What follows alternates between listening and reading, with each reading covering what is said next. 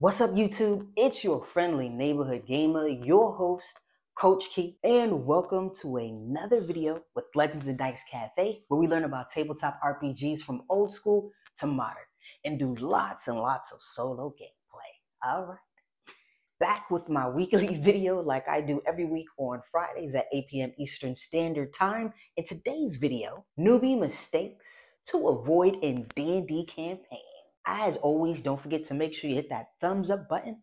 It makes YouTube think that I am pretty freaking cool, okay? And of course, if you'd like to further support the channel, hop on over to Patreon and subscribe to Legends of Dice Cafe. And shouts out to my spouse. They do all of my thumbnails, all of my titles, and all of the SEO for the videos. Yeah, so let's get into it.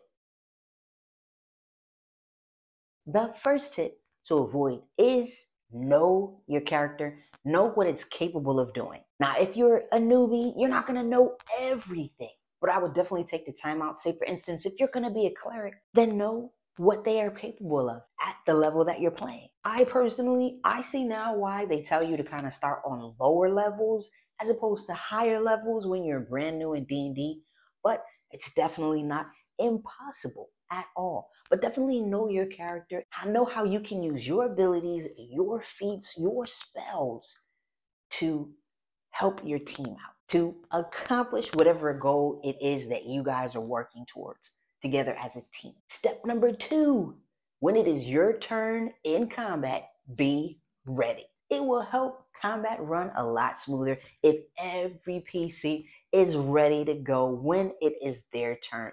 And personally, I think it is common courtesy to be ready.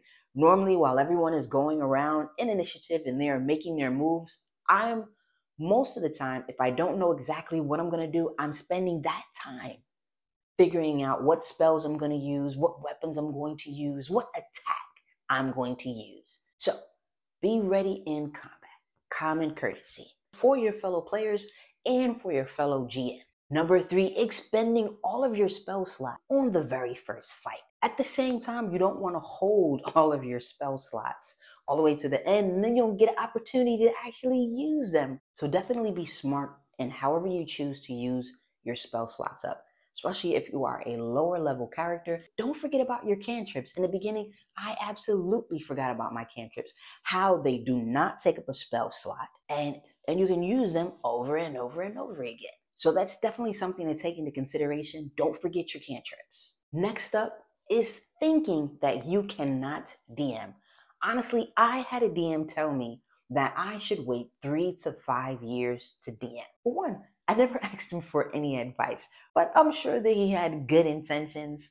That is crazy. I don't think you need to wait at all. I think that you don't even need to be a player first to be a DM. And the best way to learn something is to actually do it, is to start. So if you want to learn how to play D&D, if you want to learn how to GM, then just do it. Just start. Just start. There are tons and tons of YouTube videos out there to help you get started on your journey, including my channel. So definitely check out those videos for beginners, but you do not need to wait. The starter sets are perfect. I ran Dragons of Stormwreck Isle for my very first campaign, and it was super cool and very easy. And it took about maybe 4 sessions. The players had fun, and they even came back and asked to join other campaigns that I was running. And you don't need to know all of the rules either at all. Trust me. Your best DMs, your best GMs, they started not knowing anything in the very beginning. So don't be afraid to make mistakes. Don't be afraid to jump in and put that DM hat on or that GM hat on, because I guarantee that you're probably going to have an amazing experience. So step beyond your fear and give it a try. Give it a chance. It doesn't matter how long you've been playing. You could have just picked up the D&D, the starter set box yesterday. I guarantee you can get to work and start playing your campaign immediately. Personally, I would definitely go over the rules just a little bit so you'll have a little bit of a foundation, but don't hesitate. Definitely just jump right in and give it a shot. You never know how amazing of a DM you might end up being and how much you'll enjoy being a DM. I love being a player, but I absolutely love being a dungeon master, being a game master. I love the prep work that goes into preparing for the campaigns.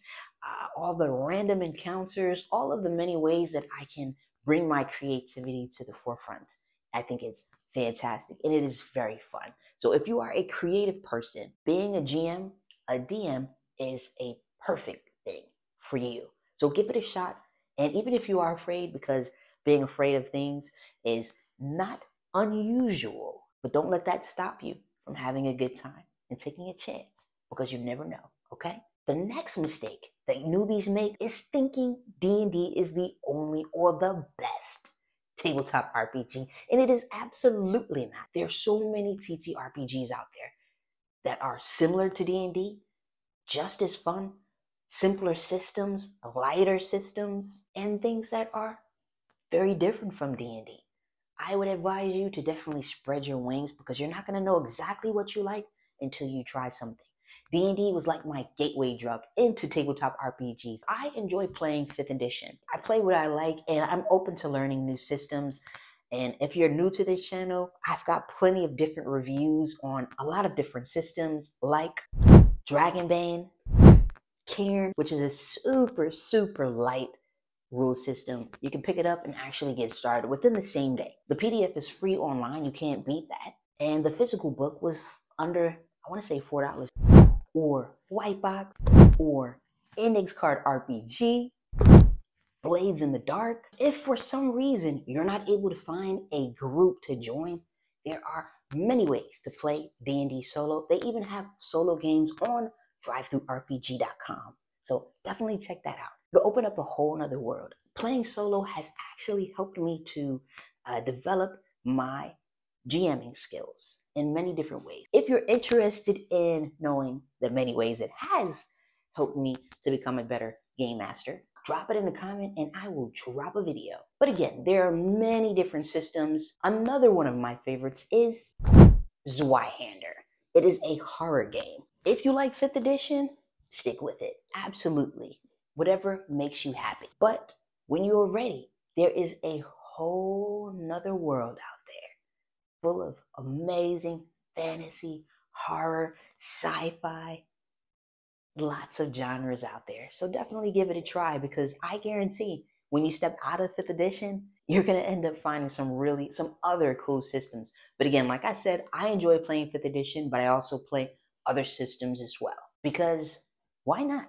Next up is not knowing the spell descriptions, like the range or the components that are needed, whether it's touch or voice, how long it lasts, how long you're going to need to concentrate in order to manifest this amazing spell. Next up is wanting to be the main character at all times and not giving your fellow adventurers an opportunity to speak. Nobody likes that, okay? Everyone wants an opportunity to have a ball. Everyone wants an opportunity to sling their mace, to cast their fireballs, and to add to the story.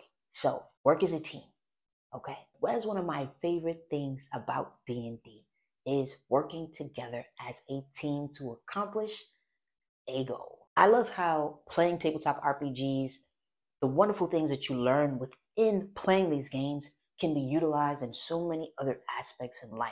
I think that would be another cool video on how tabletop RPGs are beneficial for you outside of the game and in life skills. Maybe that will be soon. Another tip is, for instance, I don't know if I can still consider myself a fairly new GM, but I'm still learning. I've only been GMing since October, so I'll be coming on a year soon. How freaking cool is that, right? Yeah. Okay, thank you.